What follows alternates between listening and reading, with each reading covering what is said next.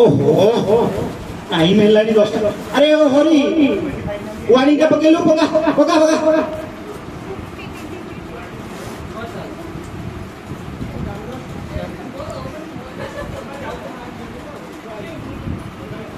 किए तमे सर मो विद्यालय में नूतन शिक्षक रूपे नियुक्ति पाई आउ सर यह हूँ मोर जॉइनिंग लेटर। ओहो कौन कहब कहल बसंत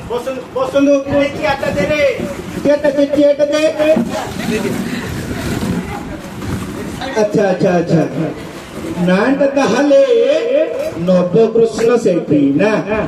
अच्छा अच्छा अच्छा हो आपण आगर कोठी चाकरी फाकरी करथिले ना एटा टीचिंग लाइन प्रथम?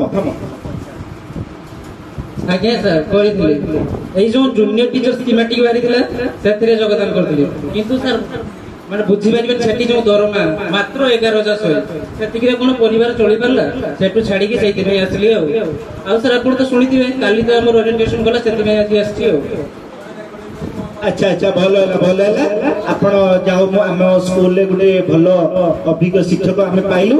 अच्छा अच्छा आपण तो ताले स्कूल विषय आपणकर धारणा थिबो किंतु हमर जो ई आदर्श विद्यालय कहउचंती सब सरकार जो कहउचंती तांकर जो आदर्श विद्यालय गुटे गुटे खोल देइचंती यार कोन कोन परिस्थिति से गुडा को जानिया दरकार ना ना आपण टिके देखि देबे मो जण डाकुछि हैला मो जणे मैडम को डाकुछि आपण को नेकी देखि देबे आ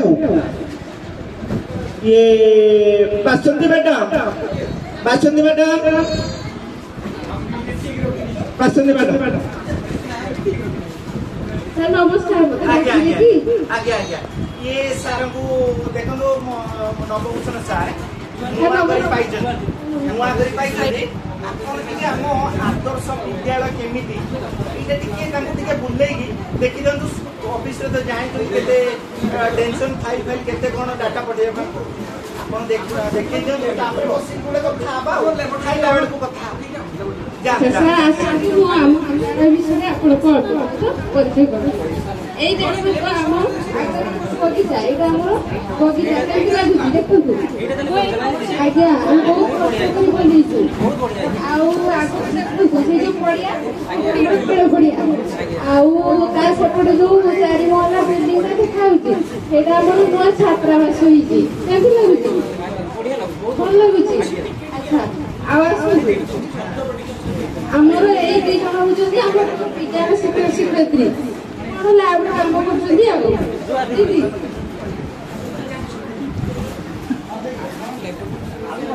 ଆଉ ଆସନ୍ତୁ ଆମ କ୍ଲାସରୁମ୍ ଦେଖିଦିଅ। ଦିଦି ନମସ୍କାର ମୁଁ ରୁମକୁ ଆସିପାରିବି? ଏ ସାର୍ ହେଉଛନ୍ତି ଆମ ବିଦ୍ୟାଳୟରେ ନୂଆ ଜଏନିଂ କରିଛନ୍ତି।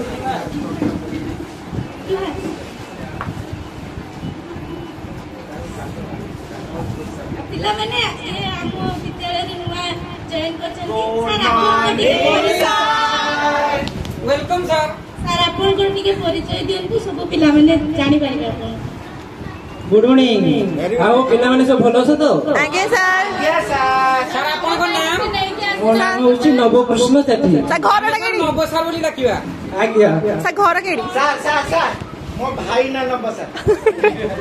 सब बोलले मने रहिबो ताले मनटा। सर आपन हमको किस पढाइबे? ओ तुम माने को गणित साइंस पढाइबे।